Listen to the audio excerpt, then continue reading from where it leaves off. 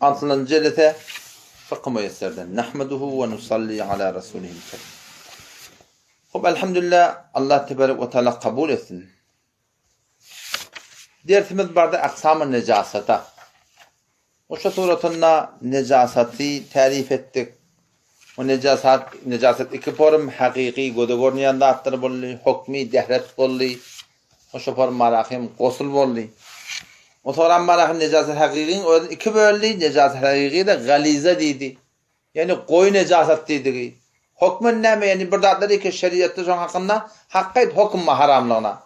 Ki ondan bir derhem miqdarsa elin gowditi var yani çökögi. Şo şey deginde çökök boy şu miqdar şonun afı bolly. Ehyanın marahim şopar bir dad degite bir dad etdi. Su bolsa ocağa da yumoli. Emma sudat yok ola şöyle namazy kıymaklyga gonjaýyşy boldy. Indi bardak nejasete hafifa. Nejaset hafifa diýenler bu da göle görüntüden peşew. Yani o da adamın peşewi var, atın peşewi var. Eti ilmeyen hayvanın peşewi var, eti ilmeyen hayvanın peşewi var. Ona galize diptirler, buna hafife diptirler. Onun haramlığına güçlü delil var, bunun haramlığına var, rahim gurrunu bırakacak, ona da kavuşarak diye. Şunun için buna hafife diptirler. Adam çünkü onun güçlü delil olalıq deyerek de ondan sonra fakat bir derhem miqdarsa, elin ayağının çökün şeyden çökök bolýar, şu miqdarsa afu etip koyupdurlar. Ondan goýan bolsa, yumaklyk farz edip koyupdurlar. Bu necaset hafifede çünkü anırda delil şoň haramlığına necizliğine necis ki yönü bitir güýçli bolmadygy diýerekdi. Şoň onu etilmeye, mun etiýi diye fark edildi diýerekdi. Şonda da maňa necaset hafife diýipdirler. Otam şu taýdan bana mundan da bir afu miqdar we mundan nägadar afu. Ondan mundan diýipdirler bir hamana balak bar. Ya bir geyim bar. Şoň 4den 1-ni degite 4den 1-ni maaf diýipdir. Ýa-ni şu bir tane atın yanında ya bir tane koyunun yanında bir tane peşe ötüye, düye peşe ötüye. Ondan sonra var ahim sen ne kadar sırak koyuyor. Şey en başın 4'ten birinin ağda deyte, ay bu maaf tip var ahim şu doğrultunda tuğdat tapılmadık yerde şöyle okuyuvermeliler. Ya tuğdat tapılsa da onda ne mi? Onda yumaklık kavuyor yani. Xob barayli. Mesela hay necasete hafife. Pişabe asip diptir. 60 milyon da o şabat burvatı iyiliğe de atmıştık. O şu doğrultunda burada atınlardan peşevi hareket sırasını şuna necaset hafife diýilýär. Pişabe hayvanı ki guştan xorda meşebe düýe var, sığır var, ýylýan mal hayvanlar var. Şolaň da peşewiniň haramlygy biraz ýeňirrek. Medbu perendeki guştan xorda ne meşebe? Inde mana çay we algyr we ýylmaýan guşda var. Ýylýan guşda var, terçe var, toýgur var, belderçin var. Olardan tedegi halal bolýar. Emma ol guşları ki şoň eti ýylmaýa, şoň da nejasety näme? Galizede, hafife. Nejasetinde biraz gurum. Hop. Hukmu näme? Farsynda okyan şoň ýaşy gurumyn ýa açyp aýtyp berdim. Indi şoň dersiň öňüne okuyalım. Hukmu nejasety hafife. Näme miqdaryndan maaf şona aýtjak bolýar. Nejasety hafife murda bagşudaki karar geripdir. Tanki besyar ne bu da başat. Kän bolmasa maaf diýipdir. Hop kän näme kadar ve şerifin miqdary besyara ve aluduşydan ýek çarymyna bas ve beden ban tayin nemudy. Yani hem marahim yaşıyor avrat yerinden 4'ten 1 miqdarsa degmese şoňa marahim stota çedege şony maaf edipdir, kän bir müşkili ýok yani. Hop. Bu gurunçlarda tamam boldy. Ýerinde bir şey gurun raýtýa ki çyndan biri emeli turatyndan zindegide gerek taýdan düşüm taýdan galize näme, hafife näme, ondan ne kadar maaf, bundan ne kadar maaf bilmeýäniň bilen beter bir kän müşkiliň ýok. Şo umumyetinde ýumoly kowertirinde. Hafa degde ýumoly. Bu ýeňiljek da. Şurda düşünden bolýar. Emma tawana haýtjak bolýan gurunçy aýak ýola gitýän. Ýa-da mana düzde aýak ýola turýarsyň. Aýak ýola deşide aýak ýola turýarsyň. Şonda aňjak sıçramada wa emmanyňa. O şeýle sıçranda görnüp dur. Aňjak iňen uji aljak. Şolar da şeriat maaf edipdir. Şonda da hiç bir günahkarçylyk ýok. Şoňa tuğda akça kol başaga oturmaly. Elbetde ol qorakdamsa, ol qorak sırada onu araşdyrmaly bolar. Hemçinin zerrat-ı pişabi ki ber beden lebas parakende mi gerder. Murede bagşudagi karar gerder. Eger çınança many sar sozan başar. Ýene oşlarda ýazak bolsa, ken görnüpde batanaga. Bir näse görnýär, toğran nämetdi, gummolya gitdi. Şonda bir irat ýok. Hop bu gurun tokonni, ýerinde bir gurun açjak bolýar. Bir däne keçe bar. Men goýdan, dersime düşündireyim. Bir keçe bar, keçe hop haram da näme belli burada. Mukettatda olan peşe edipdi. Haly var peşe edipdi olan şoklar. Haram spor marahim bir siri bizim düşöklemiz var. Odam sen ýatýardyň, derleýärdiň şol haram keçeden muketten hallan nemet dedin immanım öl bolýar. Ýeşe toratynda balahym sana diýsem balahym. Yanqi ya haram keçeden malahymdan tuda tutur oglan şok. Haram keçe, haram hali. Nire peşewedeni beldi. Om sen şonda malahym sen şoňa aýaň degaya. Şoňa meselen jorap bilen bahaýardyň. Adam ştada şoň hukmy näme? Wede haram keçeden, haram muketten, haram haldan, haýdy bir ýargyly haram zatdan şondan öl ten ýataňda sen imanyny diýipdir. Ya o suda ökülde sen imanyny diýipdir. Eger şondaky bar nejasat ten imanyňa çyksa, onda haram bolýar, imanyňa çykmada haram bolmaýar. Näme nejasat çykmady? Hamanda oglan şak bolupdyr. Sen awal bilýärsen gusul ustady. Indi öl bolupdyr.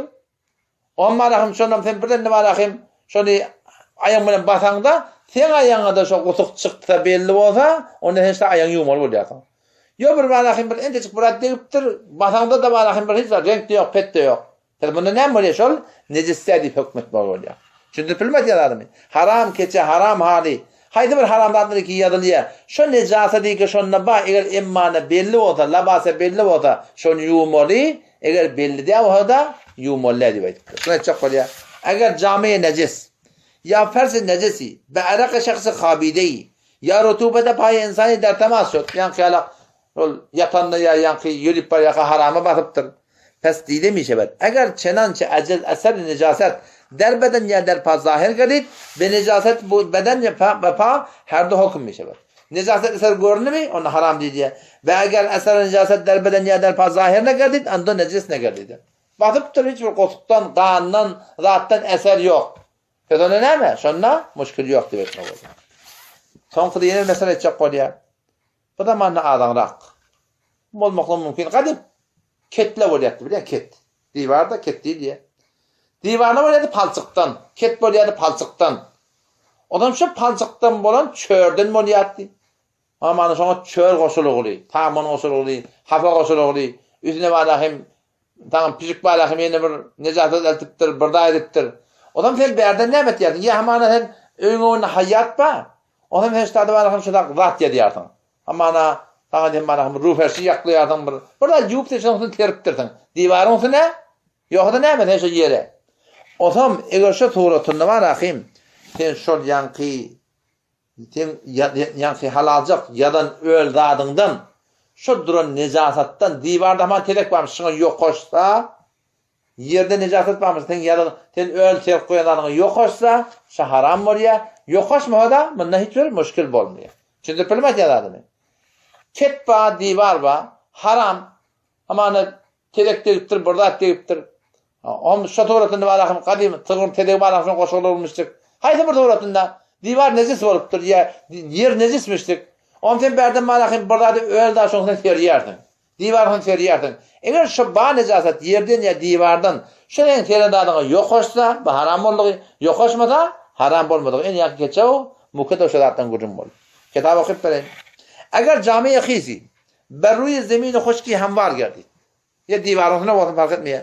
Van zemin baýyn jamy xister şot. O da bunda şeýle siňdi de ýanky. Diwarda da. Pes eger çenançe eser nejasat der jamy zahir ne gerdi? An jamy nejes nemişeber. Eger şu sorun eger görmede nejasat bolmaýar, ýokda näme boljak? Şoňa haram diýip hukmetmek boljak. Şu toratynda Tona kurrun ýene bir gurrun. Wede men wede bir haram egmaş bar. Denan oglan şoňka haram egmaş. Otam ayal aňyrdan ten arhazy egmaşyny şol barahim haram egmaşlara goşup göberipdir. Kullen. Otam sen soram men täjek başyn sen oňa goşýan diýip sen bak aljak bolanda uy tenemin haram egmaşa goşup durdyň. O da öl. Ştaten konuňyny haram boldy diýmeli boldy diýmeli. Wede şu halal haram egmaş gatşanna eger şu haram egmaşlar gowru bolsa käse müşkil ýok. Öl bolsa o haram egmaşy öl bolanda şeýde tıkanda damjak bolsa onda şu halal konuňy haramlady bolýar. Ýok eger balahym öldüne eliňe degen öl bolup ýöne tıkanda damtar etdirene halal konuň haram konuň goşulşanda şu taýda şol haram diýip hukm bolýar. Şona aýtjak bolýar. Wede eger jamy pak hoşki der jamy nejis xisi piçide şot halal haram ýoksa gaçdyrdylar. Begule ki eğer çınanca in camiye ister hem peşörde mi işot. Yani haram evmaşı fıkhanda azan ab haricde mi geldi. Sonra çıkıp duranak ölünü ör ki. Deran suret in cami pak necis demiş olur. Şimdi problem ya adam. Yani anlatacağım başına alakalı malahim oğlan son malah haram evmaşı okla koyurtturdu. O haram evmaşı öyle öyle. Gurba tekese müşkül yok. Allah şeyin başına takık görmeli. Damsa onun koyulan haram ottur. Damsa ne mi? Ondan şey iradi yok demek oluyor. Sonra yine bir gurun. O gurun şunun üstüne sen divarın kenarından barıyasın, düzden barıyasın, buraya barıyasın. O zaman barıyasın, birden de barıyasın, yergil akınam, şu anırdaki barıyasın, necazetle tenüktüğüne terk görüyor. Atanak yergil akınam. O zaman eğer şunun eser necazet görüntü, şundan, bir ocakta görüntü hiç at yok yani. Kakıştır görüntü hiç at yok.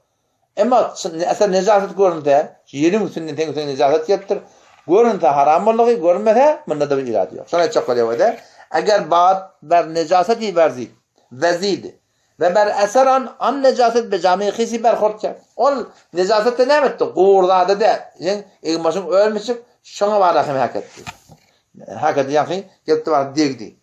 An cami necis şudas eğer çenançe eser necasetlerin zahir geldi ve necis ne şudas eğer der cami eser necaset zahir ne geldi de bu. Khab bu gece defnişi kifayet etti. Yani sonra cevabı vatat aydan. Sonra şunun üstüne ki necaset bilen halal haramın ne farkı var? Teşvâ necis yerleri Huda Teala Kur'an'na fe innehu rizsun min ameli şeytan arak, şeraba ve Huda Teala pelit tatiptir da. Bir necaset değil ki Huda Teala sana bir pelit tatip koyuptur. Ama burada böyle necaset bolya, tedek bolya, peşev bolya, kan bolya, arak bolya, şerap bolya. Şoför malahim hayti bir necis haramlar değil ki şun adamla necaset bile tebigatlar söymeye şuna necis diye. Necaset diye. Ama halal haram diyenler ne mi? Halal haram diyenler şeriatta yani halal iyigile var, halal içgile var, halal minnigile var, halal geygile var. Şunlara halal diyen yok da haram diyenler. Yani şu hitap etmen ne yapalım mesela tutup başlarsam. Şu tamamen şey halalcak evmasın şey. Şimdi sen evmasın halalcak da şuna bir tane tedek diye. Adamın tedek, hayvanın tedek. Sen şu köyünün necis bollu yöne halal haram diyen günün ona olan halal. Bizim Türkmenleri ne etti şu biliyor musun? Şu necaset dediğinde de şu haram diye. Necaset yok onda halal diye. Hani ki sen evmasın çından halal da, hemişe de halal da. Ama şuna necis de necis bollu diyemeler biz. Necis evmasın şuna ne olur? Necaset yok diyemeler. Türkmenler karşı ikiden kaçtırtırlar. Haydi bir necaset değil de şuna var haram diyorlar. Necaset yok onda da halal diyorlar. Hani ki her gayet de ne görün? Halal haram diyorlar. Hemen şu hesap et da yani aydan mesela imede ne kadar Huda da halal et koyuptur. İçmede ne kadar da Huda halal et koyuptur. Minmede ne kadar da Huda halal et koyuptur. İmede ne kadar da Huda halal et koyuptur. Onun için halal adlar hemişe halal ottur. Ya Huda şeriatında Allah'tan halal edenlerden için haram et bilmeye, haram edenlerden için halal et bilmeye. Emma teşen halal adına başka bir necaset koyulsa sonra necis bolu diye. Yani iyi oturuyorsun. İyi oturun adına birden de var hamur paşlak kaçta. Şuna mesela haram da kaçta, şuna necis bolu diyemeler aslında. Haram bolu diyemeler. Necis bolu diyemeler. O Türkmenlerin ne mi? Türkmenlerin hemmeti bir hitap eder diye. Ya arada yanında bir soru eden var. Ona şu cevap vereyim. O bir soru şunu söyledi. Ki hop yani dersi zadı talibinde geçti. Bir adam mı? Biz avulun eşitlerin kurulmuşuyum. Ben eşitlerin kurulmuyorum. Tem bir yakşı da niyet etsen. Sen edecek deyip Allah da sana sevap veriyor. Bir yaman da niyet etsen, etmesen sana günah yok diye veriyor. O yüzden istirahatan hadise bağda doğru kep. Yöne yan ne mi dedik? Yan ayttık. Peygamber Aleyhisselam adamlar dört bölüktür. Bir adamma hem alımı var hem malı var. Yaksa harcet diye. Bir adamma alımı var, malı yok. Bol hemen de harcedecek de deyiptir. Ona sevap verdi. Ona gurun yok. Bunun müşkül yok. Bir adamma malı var, alımı yok. Malın haramı harcet diye. Bir adamma malı yok, alımı da yok. Yöne ne mi diye. Bol hemen de şey edecek de diye. Şilardan ikili günah detsen git. Zahirin birbirini tertiyarak. Hani bu ulamalar için henüz bitirdim, bende tertlik yok. Ne yaparım? Ona demi ki, yakşı işi edecek deyip de etmeyiptir, ona sokak balonu gurun yok. Ama ola demi ki, tehlike işi edecek deyip, şoňa şin uğrapdyr. O soram şon etmeýän ýerine gaýdypdyr. Şunda günah keçirik ýok dedi. Emma ola demek ki tereke da niyet edipdir. Ýerine gaýtjak daty ýok, fakat forsat tapman ýaro. Yani bolsa etjek yani bilýän. Şol adam wagty niyet edip cezmet diye. Yani fakat bara mabaneler tabypdy ol etjekkä diýen gurun ýok. Şol adamyň hakynda şo niyetine görä näme diýär? Günah ýa-da diýär. Şundapylmy aýtýar adamy. Bir adam ki günah etjek diýip niyet edipdir. Günaha garşy gidipdir. O şol işe barmakka tawba edipdir. Şol adamy günah ýazylmaýar. Ama bir adam ki günah etjek niyet edipdir. Şo niyet bilen gelip ýa, mugyýet tapman ýa, tapydy etjek öýdi. Mo gurun ýok. Şol adam ki şol azmemenitdir. Şol adamyň niyetine görä şol adama näme diýär? Günah ýazylýar diýär. Yankı dersimizde geçen bir nokta var. O da şu ki yankı necaseti hafifede biz yankı şol etilyen heyvanlankı hafife dedik da şeyden. Tavuk da etilyer. Tavuk etilenmeyen tavuğun üstüne biraz gurrunma. Tavuğun öl var akım şu bolup duran ýagdaýynyň üçüncüsini görýärmiň? Halal ýegmeli kuşlar çünkü çağında şoň dogry bolýar. Tavuğun ýene biraz kıyşıgrakdyr. Egirrakdyr bir mada. Fark etýär. Ökülençe şoň tedegi kepderinki alaq başga bir zatlaryky ýerler akym. Olonky ördünki alaq, gadynky alaq dep beter porta bolýar. Yani diýsem bolak adamlaryň kyn tarymy hettinde tavuğun kyn marakym ýa hakdy. Adam şo taýdan marakym ol bir şonňa mene terek etýän etilen heyvanlar ki terek beter porty, şo näme hal goýupdyrlar? Şo ýanky galizat hal goýupdyrlar. Şo taýdan ki şo nejasaty güýçli bolanlyk derek şo şey tutdyrlar. Wada goýun üstüne ötýär da. Goýun üstüne gidende aňyrdan birdenle ýergele akynam goýunyň çaňyny zadyň sen terp göberýär. Diýerde geçen gurunçy diýip, eger teň maşyň öl bolsa da. Eger teň maşyň öl bolsa, otam şo goýunlaryň çaňyny atdy diýip nejasat bolsa, nejasat görende şonu haram. Ýok, teň maşyň gowy, aňyrdan öten atdy gowy. Onuň kakştyrakynam näme damary, namadadyny okuyamaly, onlar müşkül ýok. Sonra şuňtune ki hali, halça zatları ki haram bolýar. Ol bellice yer özde. Namalyk haram boldy. Bellice tiýen ýeri, peşeweden ýeri belli boldy. Gan degen ýer belli boldy. Otam sen gelip muny ýuwjak bolsaň, öýdür ulakan iş. Otam sen ştada näme etmeli? Ustaddan da eşden gurulmuşy. Şoň aşagyna legen harýardyň. Oşa taýygyna suw guýardyň. Rika birde atjagyny ýuýardyň ki ýitip hokda aýrylsyn. Dam tökülmeli 3 safar şeýtsen şo taýygyny ondan şo namadlyň ýa halin ýa halçaň ýa keçäň ki halal bolsa şoň halal boldygy. Eger nire degeldiň bilseň, bir gurun. On bir bolýa, sen nire degeldiň bilip dursaň. Ýöne ýanky kaşany pozisýonala ba, hepse şanala ba, aşagyna gaty çetfuk goýupdyrlar. Su esnen geçene, su geçmede maňa çäre ýok. Kullen devetinden guyup luletmeli halini, düýürlemeli, devetinden guyup dikçe goýmaly, kullen ölet ýardyň, öňçe lüle dikçe goýardyň, üç sarapça dam tökülmeli. Eger aşagyna su geçmeýän bolsa, eger hana haçan aşagyna su geçýän bolsa, ýan hyýalak aşagy legen talakynam, şo taýyň üstde dammazda diýär da, dammazda ýetsen, şo bir gün şo toratynda näme diýär? Tamam bolýar. O bir sonra näme diýär? Orada şu Berekallah. Indi bir haly bolýar, halça bolýar, halalcak haly. Şu adamanyň karhandan gelýän zatlara halal hukmy diýirler. Bir arasaja haly. Adam oglan nirek peşewedeni belli de. Hop oglan wagty nirek peşewedeni belli de, temmun senen namaz okumadan galy bildi. Namaz okup bilmeýärdiň üstünde. Şo nirek belli de. Eger ehýana nirek degeligi belli, hamana şu wada seder şarhulata, sederse dodese halla wa. On ten şu haly hamana şetne diýipdir. O haly agyr haly. Sen şu da o çetini okuyup başarýarsyň. Yani wada bir düşeýle ba hamana ola kan ruferşi ba. Ruferşi şeyden de bakapdan gymyladan aptala gymylapdy. Muň bir çet haram boldy, yani goýa ki hemmet haram boldygy. Oňdan namaz okup bolmaýar. Hem başy halçalar ki bir çetinde barahym tirkenim o bir çeti gymylamajak bolsa, şo çetine degeldiň bilseň, onda başga çetlerinde namaz okuýsan bolýar. Eger yok nilet degeni bilmesen, onu näme bolýar? Onu kulen namalyk gelme bolýar. Yeni bir muşkul tabilýar. Hop oglan uşak tiýipdir. Hala haça, hop şol keçiremet halalle. Hala da oglan uşak haýalyşyny berse damdyryp ketipýär. Onam işte dehlet kılanda bir vesvese tabilýar, o şu keçenler halalle. Öyle yak men durýan, şın hukmu näzire. Ha şol öyle yak dehetin mutluqa, şu form haram hala haçaňyny menende bir aýaň suw gitýänçe bir ýerde durmaly, bir şeýlece ýürüp de aýaň tuwman ahym şeýle bir ýere tiňdirmelerden. Şu tawratdan sonra aýdyldy, şonuň müşkili ýok. Bir müşkille bolýar. Ýani tene mana wuzuxanaň ma öýde, ya hammamyň ma, ya şoňa mesele ahym bir durup da hakylyan ýerim bar. Oglan uşak şoňa peşe ötýär. Hammamy peşe ötýär. Şu forma haram oturdan. Oşa nezis otur, aslında haram otur diýip. Nezis otur. Şu taada şol günlegiye, yellegiye, gowriya, şu halal bollygy, öwlap onu ýuwup da halalmakdy gerek ýok. Ayak basan menne, ondan näme nejaset hem gelmeýär suratynda.